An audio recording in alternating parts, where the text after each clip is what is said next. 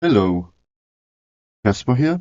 We are going to play solo RPG using Knave, but also using various other RPG solo tools. For instance, Arcane Artifacts and Curios by Madeline Hale, Fables I and II by Madeline Hale, Thoughts in Wizardry by Matt Finch and Marv Brake. Also in Wizardry Whitebox, I should say, the new edition from 2024. And we're also going to use the Osric procedural dungeon generator here. And the Monster Overhaul, just in case.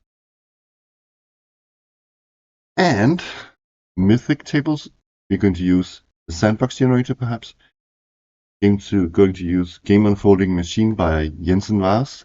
Yeah, I guess that's it. The thing is, however, as you can see, I already started. So this is no video where you see me rolling up a character. This is Rose, Cobblebridge. Normally Rose is a comic character of mine. In this dynamic duo I have, where you can maybe think of Batman and Robin, where I have Sir Tennyson, who is this cursed knight with a fox's head, and Rose is sort of his squire and groom. However, this story starts elsewhere. I did actually already record sort of the introduction to this video, but alas, it got way too long. I'm going to cut it short here and give you a summary of what led up to the current events. Because Rose and Tennyson are, or were, I should say, out on a mission because they were invited to join the jousting competition of the Stone Carver in his lair. The Stone Carver is sort of the Black Knight. A Black Knight. There could be several. I think the idea was that the Tennyson sort of got to the finals. They had this epic battle in melee battle after they fell off their horses, and the Tennyson strikes the Stone Carver, and as the Stone Carver is a really, really bad loser, he conjured an army of skeletal warriors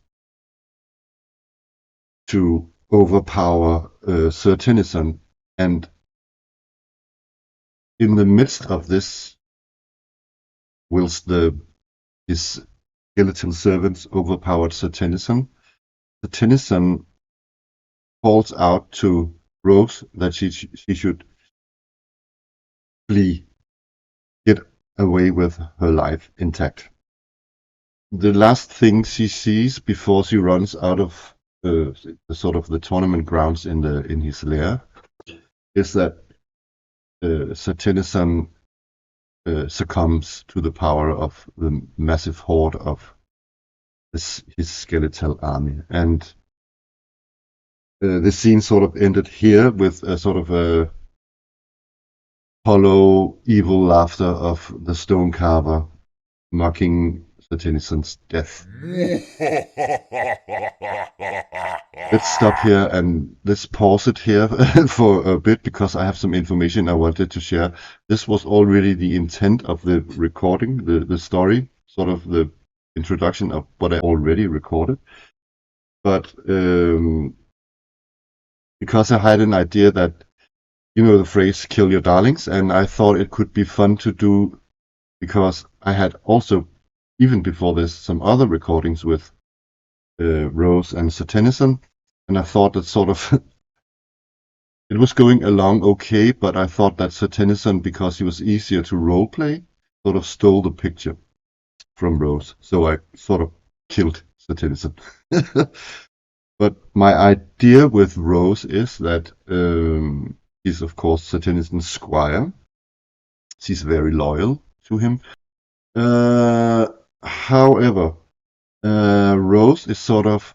I had an idea that she should become sort of a Knave, what you would regard as a cleric, although there are no classes in Knave. But she would she should have some sort of patron. And I'm thinking that the Tennyson should be this patron because he died this saintly death, sort of. So that was the whole setup for the story. So that was the sort of the idea, the foundation of this introduction to my previous recordings. But what happened after she fled, or fled out of the lair, I should say, is quite interesting. Well, she escaped out sort of the back door of the lair. She ran south out of the lair, or out of the lair area, and she ran upon a pigman, aka orc, with a prisoner who was sort of a young but older than Rose, sort of a spellcaster type. And that is, you can perhaps see his name here, Grimwald. So this pigman was escorting Grimwald to some sort of cell or from a cell. Anyways, Rose tried to free. She of course couldn't have that. But, and actually, I rolled that. It was quite funny that this pigman quite. I rolled a rather positive reaction roll, and I sort of confused the guard or the escort. But together we sort of fighted against this pigman. However, Rose got really, really badly injured, and it was only with pure luck. He also broke her sword in this instance, and Grimwald was shackled. So with unarmed combat, we managed to overcome the pigman. We fled further down the dungeons and out into freedom. However, Rose passed out because I think she almost had her entire equipment damaged or lost, except 3. I guess she had like 7 wounds or something, and lost all of her hit points. So yeah, and what I also did was that I have drawn a little sketchy world map, because the Stone Carver's lair, sort of in some hills, in the foothills of some mountains, close to a river. And Grimwald was familiar with the area and knew that there was fishermen on boats to the east, so they got a ride with a boat south via the river. But as I said, Rose had passed out, and after he has some relatives in a town, Galgasby, it's called, a small fishing village, where Rose was sort of treated in a boathouse, in this boat that needed some repair. She was lying there for some days. She's fully rested now, and she's just woken up. And in through the door walks Grimwald. So that is where we are going to start. Whew, that was quite an introduction. So let's do this. Yes. If you're wondering, this is not white wine. This is just the poor man's white wine. Water. Yes, so she's lying, waking up in this huge rowboat. I think that Grimwald sort of comes in with perhaps some bean soup or something, onion soup for Rose. And she is sort of adjusting herself, sitting up in the boat and something, and hands it up to her, and she says, good that you're back on your, well, almost back on your feet, and uh, it was close. That was a close call. What's your name, by the way? And Rose is sort of totally confused, and then she starts remembering and thinking, "Oh, you're the uh, where am I? Where?" And then she just sort of bursts into tears, I guess, something like that, and says, "Where's Sir Tennyson?" And then she remembers, and then she's sort of full of grief, and then she sort of look for her belongings, and then she remembers that she lost her sword in a fight, and it all comes back to her. And I'm thinking that she sort of also now recognizes the wizard because, or the spellcaster type, and it's just and then because she looks so bewildered that he sort of just walks up and introduces himself as Grimwald, and says, "Yes, that was we were fighting together in the Stone Carver's lair. I helped you out on a boat, and we sailed down the river. And you've been here in my aunt's boathouse for a few days now. It's good to see you are looking better. You've been sleeping almost for 2 days, and you have been having nightmares. And I hope you're feeling better now."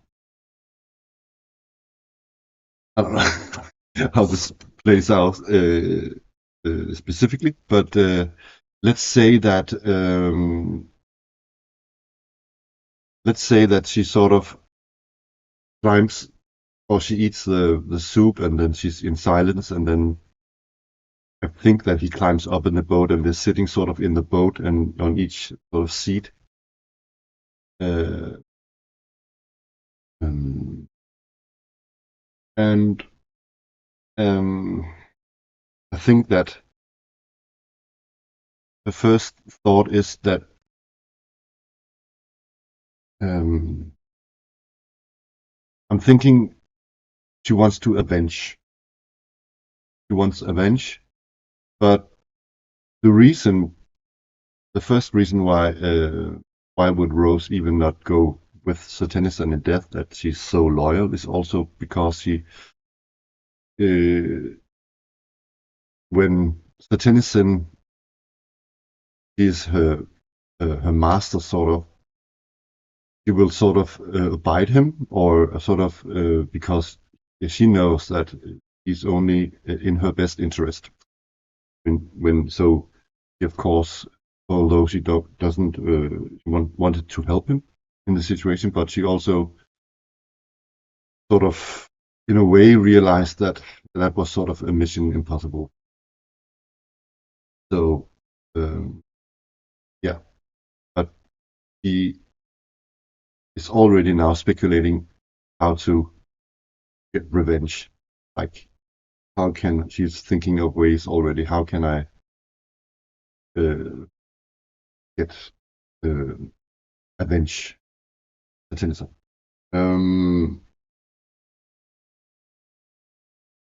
But I think that Grimwald can sort of see that Rose thinks about this, or that she's deep in her thoughts, and he says, Rose, there's nothing you can do right now, but let's get you equipped again so you can start start healing. Or, I don't know if he says those words exactly. Anyways, I think he says we should go to the smith and get you a new sword. Yeah, that's a very manly way to just cope with problems. Just get a new sword and everything. But I'm thinking that actually Rose agrees. She says, I don't have any, I only have, how many coins does she actually have? She has 100 coins. Okay, let's just halve that. Because I don't think she has so many coins. And then Grimwald says, it's no problem, Rose. My uncle is this local smithy, so he will smith you a sword. But I think you should go to. We have a small chapel in the village. I think you should go and sort of commune or make ends with your master in the chapel. And Rose sort of looks up and at Grimwald because she thinks that this was really, really a good suggestion, and that is actually what she wants to do right now. So I'm thinking what's going to happen right now is that Rose will go to the chapel.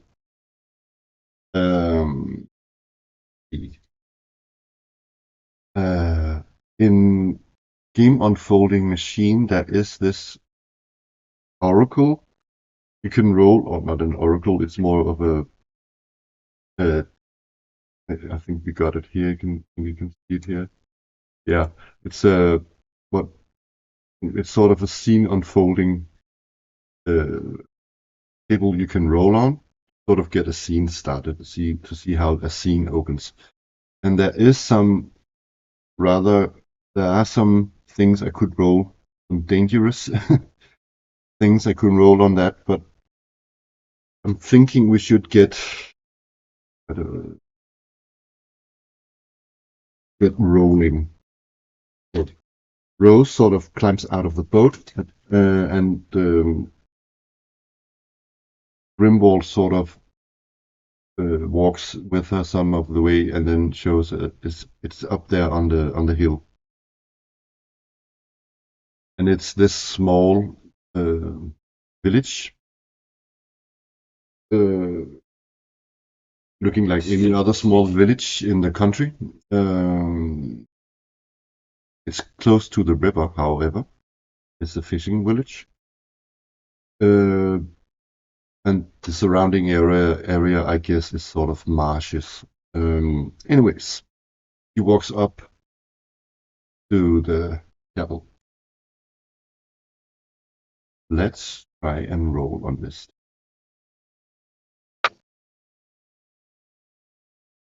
NPC presence. Someone causing trouble in your way, or otherwise unhelpful. Oh, okay. I'm going to say that she walks up there, up the hill to the chapel, and I'm thinking someone comes out of the church, the small chapel, and that someone sort of walks out. He's or she, I think it's a she. She's hooded and locks the door with these heavy, dark, rusted iron keys. And then turns around and just walks with some books or something. I don't know. She sort of bumps into Rose, dropping all the books on the ground. And then Rose, she's sort of sometimes very blunt, and she says, "Wait, which way are you going? Didn't you see me?" And then the person in lifts her head up, but it's still sort of covered in the shade of the hood. And oh yeah, maybe the person still actually collects the books up. And then says, "No, sorry, I'm in a hurry. I can't talk right now. Are you going? The chapel is closed for the day. You can't get in." Uh, and Rose sort of just scratches her forehead much like I do and says, "Yeah, but isn't the church always open? I mean, my my my sire just passed away. I have to go and light a candle, and I need to talk to him." And then I think, "You have to come back later," she says. "You have to come back later. I have to go. Sorry." And then the character goes off. This sort of woman of the cloth. And then Rose sort of stands there, and I think it's a small village. She can see Grimwald, who's standing at the foot of the hill, sort of, or maybe a bit away, and it just makes like, what happened?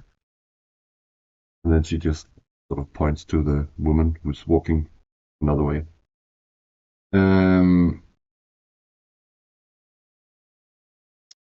She needs to go and talk to Sir Tennyson, I think. So she is looking for a way in. I'm going to ask the Oracle, is there another way in? So I'm rolling on this yes, no, no, but, yes, and, no, and thing Oracle I have here. And I'm going to say it's a 50-50, so it's a D6 yes, no Oracle. The other die I have in my hand here is sort of a die I use if I roll them both, but if I get doubles, there is an interrupted scene, what you would call an interrupted scene in Mythic. Something happens. So I'm going to say it's a small chapel. She walks around to see if there's another door open, or if she can climb in through maybe she can climb in through the bell tower or something. I don't know. Is there a way in?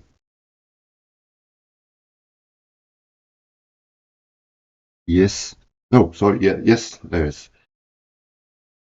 So,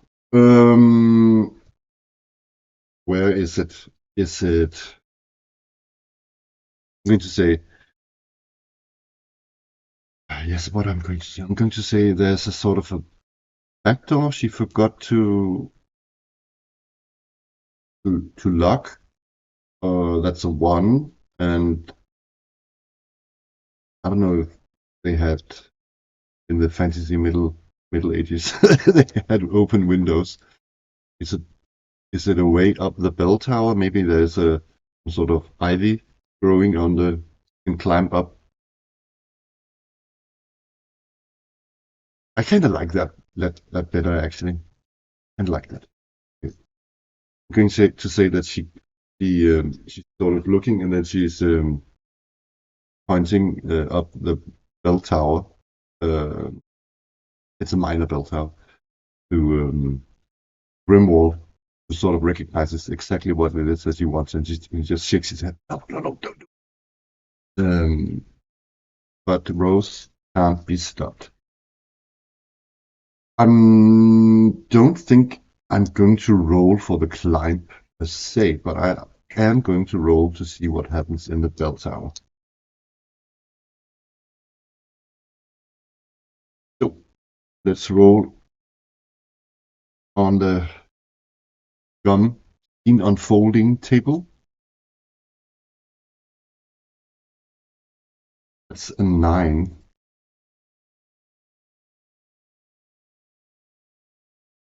Someone helpful or with right knowledge, indicated person.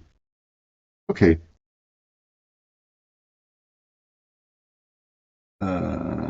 One thing, I have to look something up. My English vocabulary sometimes. Uh,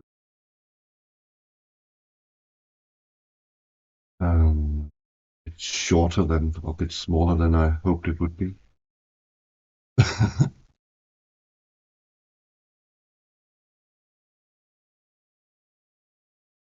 Oh, come on. Oh, yeah, obviously. I'm thinking that, yeah, she climbs up, and then as she sticks her head through, so there's this sort of open Gothic window-ish, and she sticks her head in through the window. She sees a man up there. It's like the bell ringer. Like this Quasimodo sort of type, I don't know.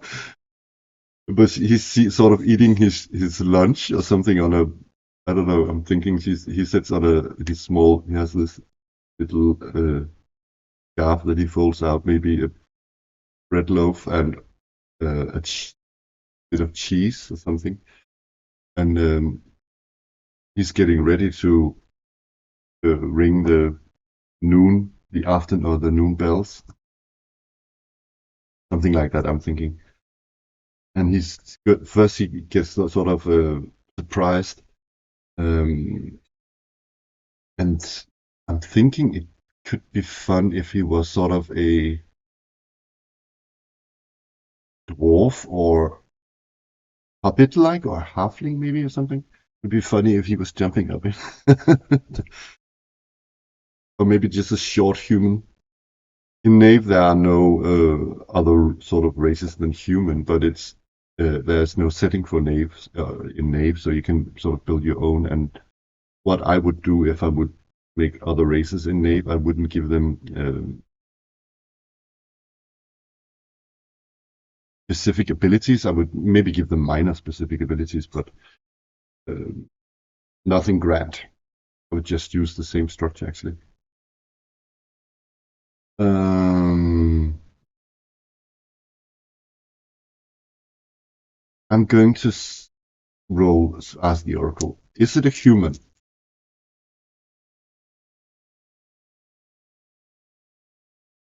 No.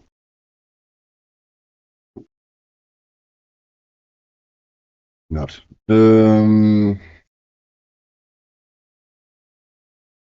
So I'm going to ask the Oracle again. So I'm going to ask, is it a dwarf? But if it's not a dwarf, then it's the other thing I thought it could be fun. It is sort of a halfling. So I'm 50-50. And this is just a straight yes/no answer. So 1, 2, 3, and 4, 5, 6. It's a dwarf. Sort of a dwarf. Quasimodo-ish dwarf. Okay.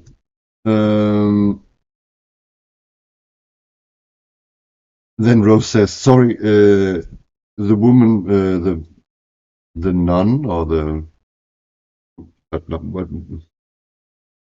is that called again? The quieter, or what is that in English?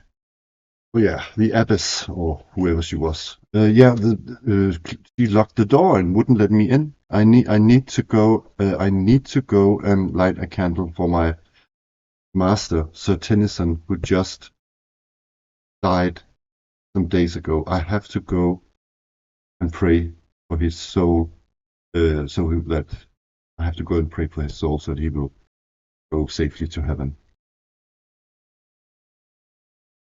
Oh, and then he rises up from the floor and like, "My bag, oh, my bag." And he, come in, let me give you a hand. Sort of helps her in through the window. He says, "Of course, let me show you down and give you some privacy." I don't think he's looking at his wrist watch, but he's looking out at the sun and he's saying, just get down. I hope I don't disturb, but I have to ring the noon bells. It's only 12 strokes. And he sort of shows Rose the way down at this trapdoor thing. And Rose walks down some steep stairs, gets into the main, the ship of the chapel. And it's a very sort of wooden chapel, lots of wood, I'm thinking, and she goes up to the sort of the what would you call that? What do you call that area? The mass hall? Well, I couldn't really find it. I have some. There's in Sandbox Generator. There are some pages where you can roll an abbey.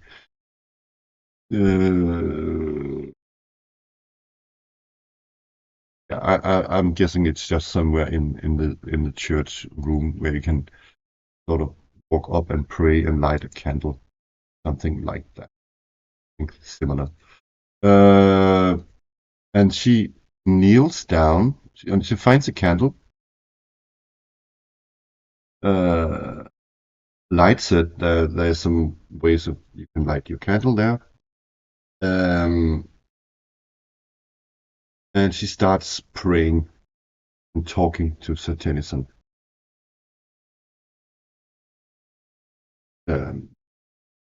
How should we do this? I think she's going to say something, of course, eyes full of tears. And then she says, "Dear Sir Tennyson, I've come here to pray for your soul. I'm so sorry I couldn't help you. You have been the best of the best squires, and I'm here to pray for your soul." Did I already say that? I don't know. And I hope you find the light, and I will always pray for your soul. And then I think something happens, some sort of sign. Because as I already said, I wanted Rose's patron. She's not aware of this, that she's going a clerical way, but sort of her patron is Sir Tennyson, because the way I'm thinking it is that Sir Tennyson is now sort of at least in her mind, sort of like a patron or a saint. So he's in her mind he got almost sainthood. So okay, how do we do this? Let's look at the rules in Knave.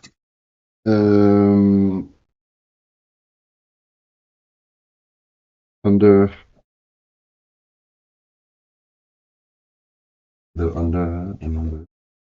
relic magic. Relic magic, that was.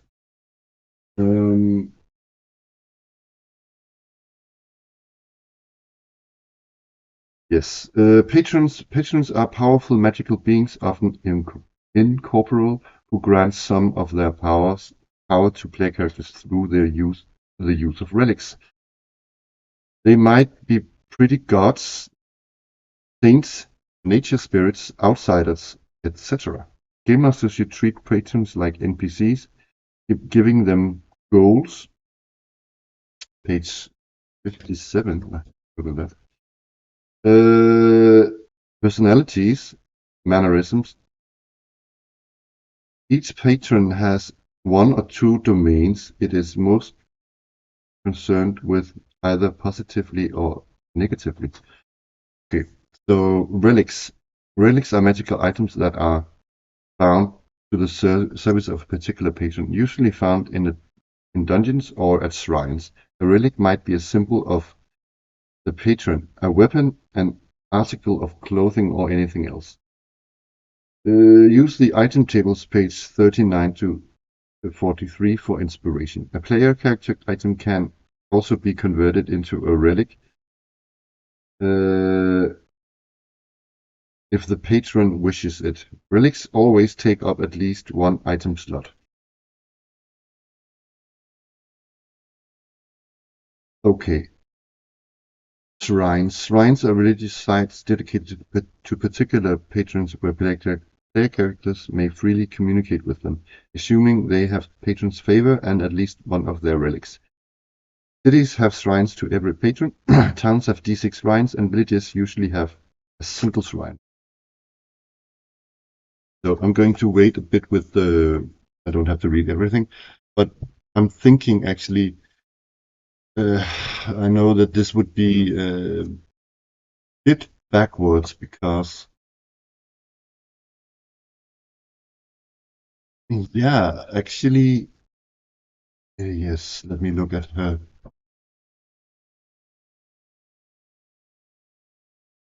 She's not carrying that.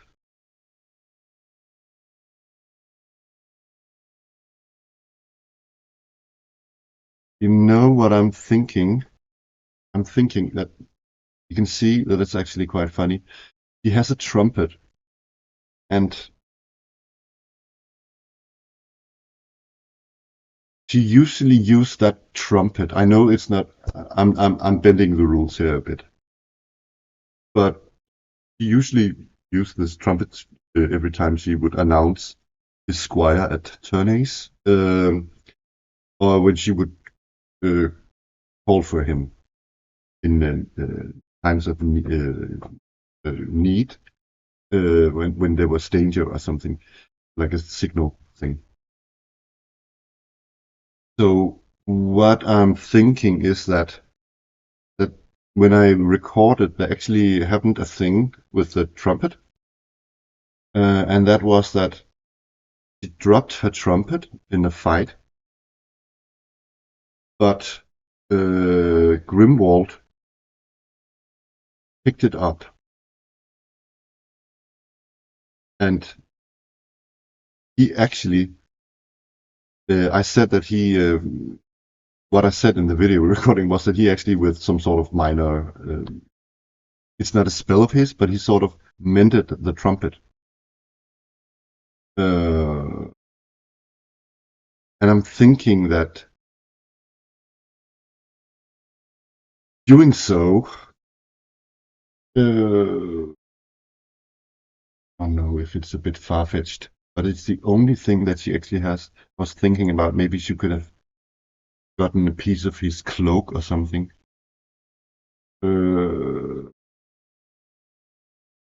He does have some stored items: armor polish, oats, horse brush, and blanket. Yeah, I don't know. I'm thinking the trumpet thing is really good because he used to have that sort of when she announced him. Um, so she's in a way, I think she's going to blow in the trumpet as a last sort of, not a last, but sort of a salute for Sir Tennyson, and then something happens. I think it's not like he's speaking.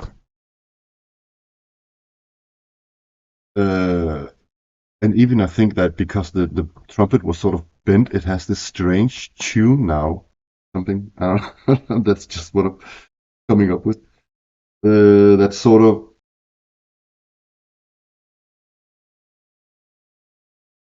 makes some sort of divine connection to Sir Tennyson's soul. I don't know how I should get closer. describing that. Let's see. Let's read on here. Blessings. Once a player character finds a relic and communicates with its patron.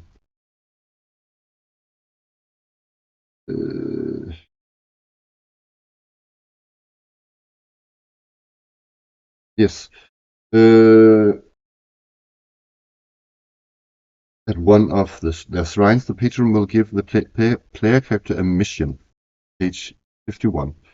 If the player character completes the mission and returns to the shrine, the patron will imbue the relic with an ongoing blessing related to their domain. Okay, so it didn't really have to be a sort of a divine item.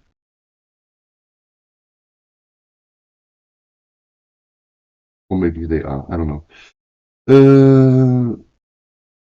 Related to their domain. It should be something small but useful, such as an aura or a minor spell that can be cast multiple times per day. It should be designed in collaboration with the player. Details for magic page 27 to 31. Potions and powers can be helpful. This blessing continues as long as the player character possesses the relic and remains in the patron's favor. Player characters can possess any number of relics, but can only have a number of blessings active at one time equal to their charisma. Active blessings are determined each morning. Okay. So what I'm going to say is that he sort of sends her a sign. There's some sort of sign. What could that be? That she must go on this mission. There are missions here. I'm thinking about one that could be quite funny because what I think Tennyson would have given her is that, or what he always gave her is sort of purpose, and now she's without a purpose. So, in a way, without a purpose, he needs to find a purpose. And I'm thinking he starts small. That is in my. I could roll here, but I'm thinking it's some really basic thing that I think he says, go and find a horse. So you take it. So you can maybe perhaps one day yourself become a knight. You start with a horse. Makes life easier and such. I don't know. But let's try and roll on missions table.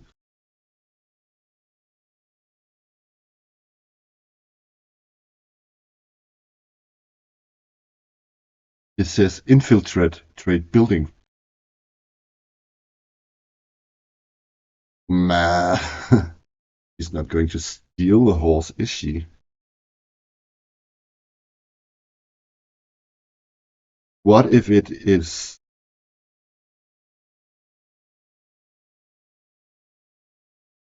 Oh, infiltrate a building. She already infiltrated a building. And I don't hope that the abbess is getting back any time soon. Maybe she is. Hang on. What I'm thinking is that these two characters we already met could be quite nice to have as party members. Sort of a mysterious, busy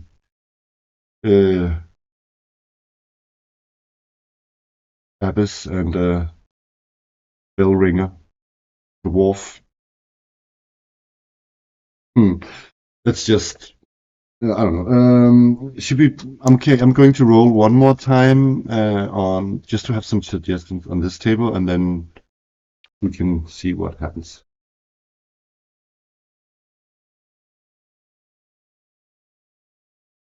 Smuggle item in.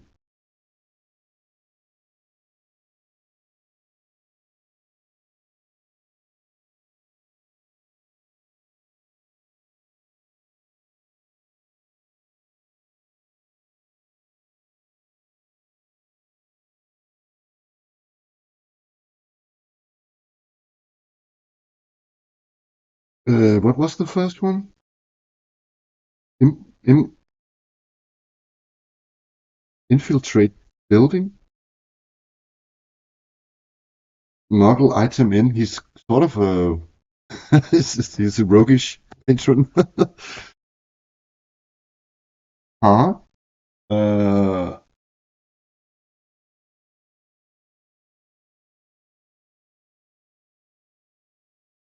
okay, it could also be like a sort of a, I don't know how he would give that as a sign,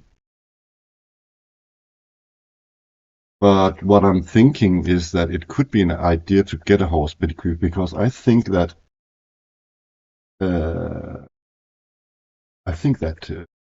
the abbess or whoever she is gets back now,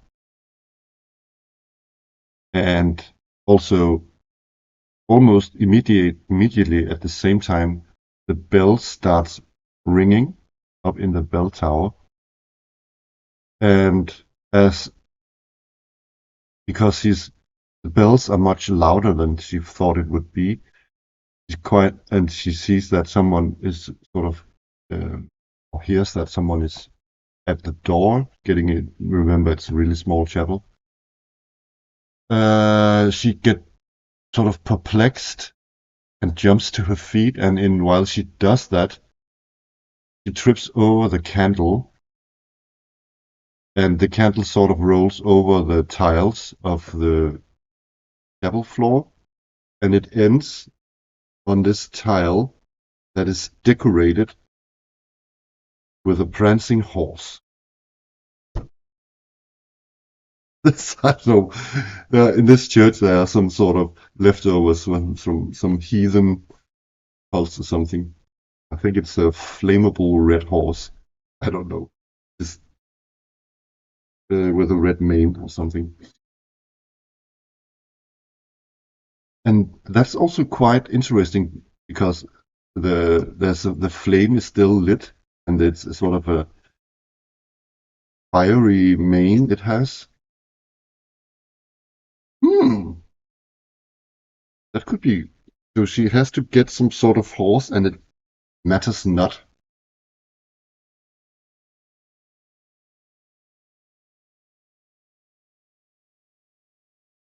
So I'm going to interpret that as infiltrate building is that it's in some stables, and smuggle item in could be something that she leaves.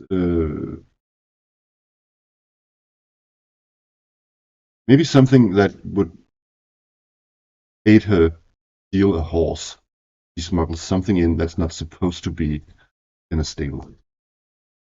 Maybe a harness, or maybe there is a harness in. It's really funny. Yeah, okay, let's not delve too long about that. I'm going with that. Anyways, so she stands there in the dim light of this church, and the front door, the main door to the church is wide open, and there stands the abbess. Oh, I'm just calling her abbess. I don't know if she is an abbess. Uh, I think that's the leader of an abbey, right? So I don't think she's an abbess. But anyway, she's sort of a woman of the cloth in some way. Maybe a priest or nun. Okay. Uh, I'm thinking that I need to roll. I have a couple of ideas, but I need to roll on the gum table. Here, it's sort of a new scene, right? So let's see. Oh, that was really close to rolling a conflict. Skill test. Hit or miss test.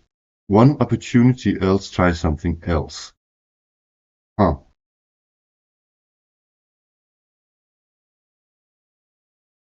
Uh, what could that be? Could that be in the current situation? You could pick up the handle, but that's not sort of a hit or miss test. Is it because she needs to has this nun character or beast character sort of trying to stop her? Oh, I don't know. I don't think so, really.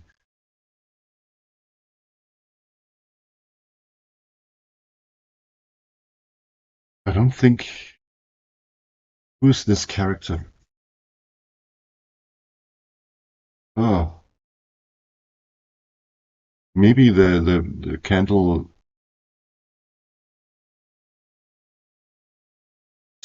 burning something, or I don't know. And yeah, maybe it's just that. Maybe the candle sort of uh, uh, caught fire on something, and then this priest person thinks that she's sort of vandal or something that's trying to put the church on fire or something, and then she sort of thinks, "What's going on? What are you doing? What is on fire? Rose's pants? Cloak? Oh, I have an idea. Rose is carrying a small sort of cape almost. And I'm thinking that she kneeled upon that because it was a stone tile floor. So that is the one that is has caught fire, and it's sort of um, yeah, flaming up. What do you call it? Catching fire, and it's sort of the flames grow higher and needs to put it out. Okay. Uh, I don't know. Hit or miss test.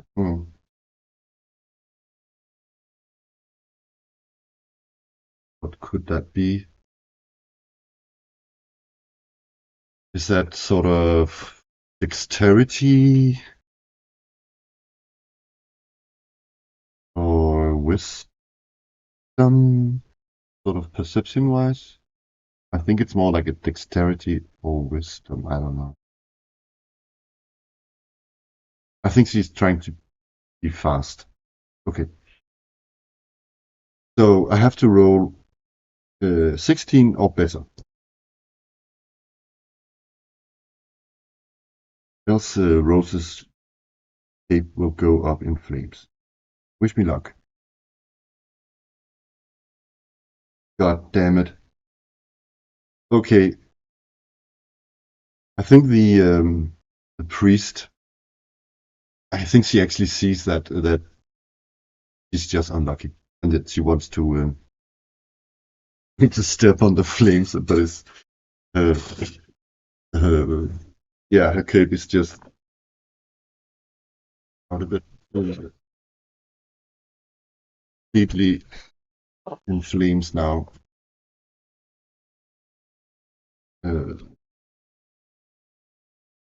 so yeah, completely ruined. And then the then the hooded person, the priest, sort of just shakes her head and says and sighs, and then go up and he takes uh like I forgot the word, like a can at the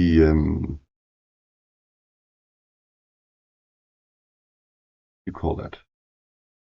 I don't know what you call it, but maybe the baptismal font or something. I don't know. This uh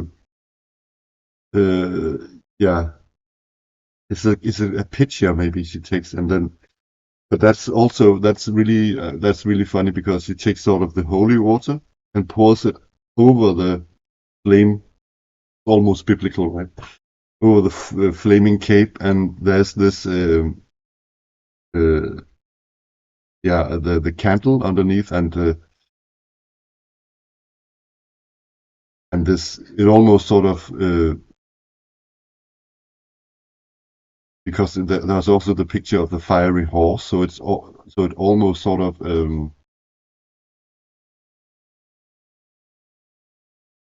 call it,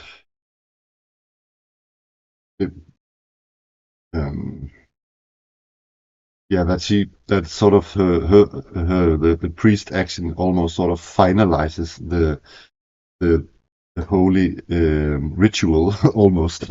So smoke comes up and it's sort of impactful. And Rose said, "Sorry, the little man let me in," and then I think that the little man from the bell tower, he has come down and they couldn't hear him. He's just standing in the doorway and then just smiles at the little man. But then okay. And then I think what happens now, I think that sort of he takes the mysterious priestly woman, takes her hood down, and what do we see? Is it a human, I should ask? I'm thinking human, but could perhaps be an elf-ish character. I'm going to say it's likely that it's a human. Let's do this.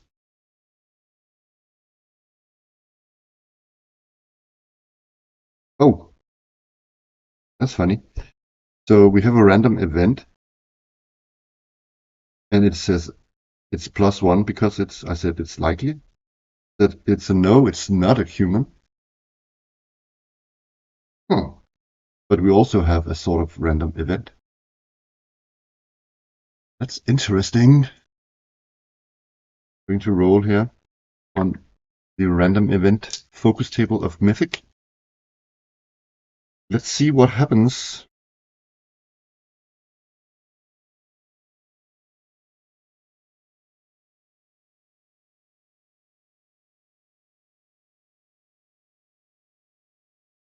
Player character negative.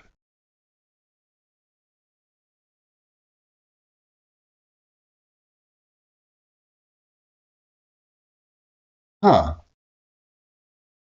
Okay, that confuses me a bit.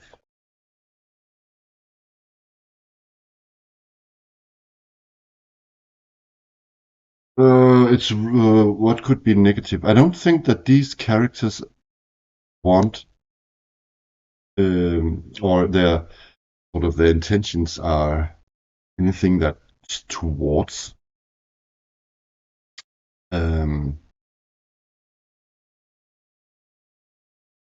Rose. I don't think how could that be negative in a way?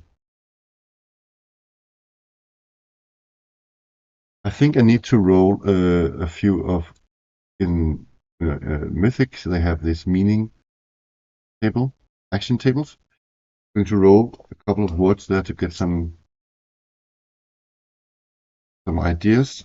36 is distrust. Oh my god, already and home.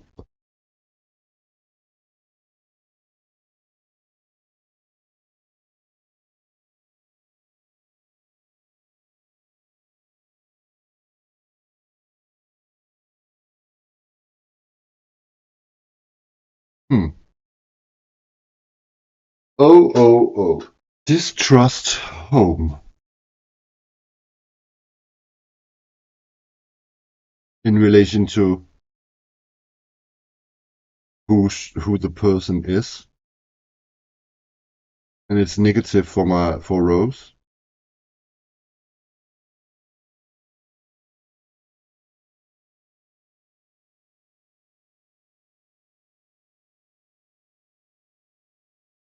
What would that be? But okay, let's say something. Let's say that if he's almost human-sized, the priestess, but she's not a human. And the only other thing I can think of is that she's either sort of an elf or a half elf-ish, elf-like. Fae, maybe. Oh, I get this. I get an idea here. Ah, but how can that be negative? I'm thinking what happens here. I'm thinking that in a hurry, sort of. I have an idea. She sort of closes the door behind her after she showed her face. And it's because I think that the little dwarf, the little man, and the priestess are sort of very misplaced here in this setting. They're sort of even maybe mistrusted. It's not their real home. And I think she's in hiding. And I think that by because I think they want something from Rose. They feel that they can trust her. I don't know, because I don't know. The little man is sort of maybe he even sort of waved down to the priestess out the window and says that there's someone in here that I don't know. I don't know. But I'm thinking that she, with his body language or something, he says he, because he smiled from the doorway up to the bell tower, that the elf or the whatever she is, the fey person, sort of trusts the signals he's sending, so that she wants to reveal her identity to Rose. And I think that the reason why it's negative for her is because now because she's let in on the secret. But why is it negative? Oh, I can't really find a good connection to why it should be negative, other than they're asking something difficult of her. They ask her for help with something, I think. And I think that that Quasimodo dwarf thing, I think that he's sort of in this village, he's sort of not really well liked. It's like a Quasimodo situation where the public sort of throw rotten fruits at him and stone, and he's always hiding here. But I think he's sort of a fey creature, almost like I'm thinking sort of almost troll dwarf. I don't know why I'm thinking that. And he's also sort of from the fey realm.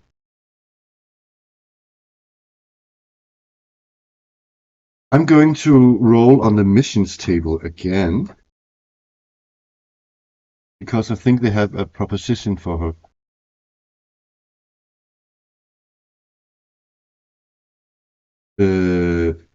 And I have to come up with a reason for why it could be negative. There could be a underlying reason that I haven't thought about.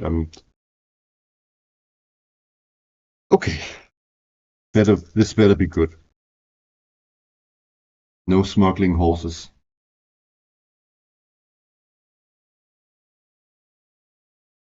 Escort a non-player character.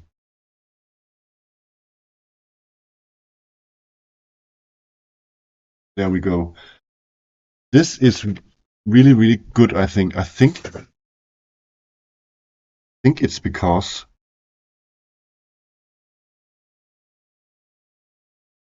and that speaks to her. I mean, she's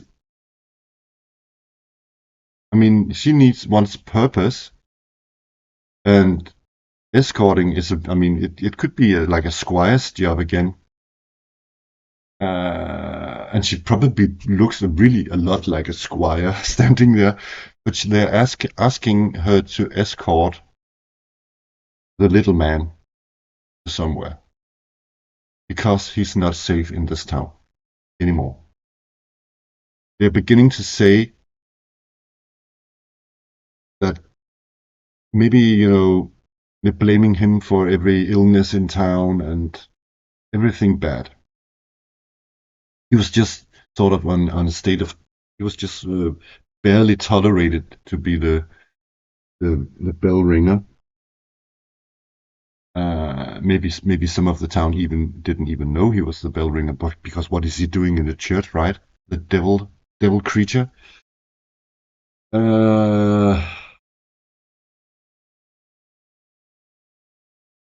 Where are they taking him?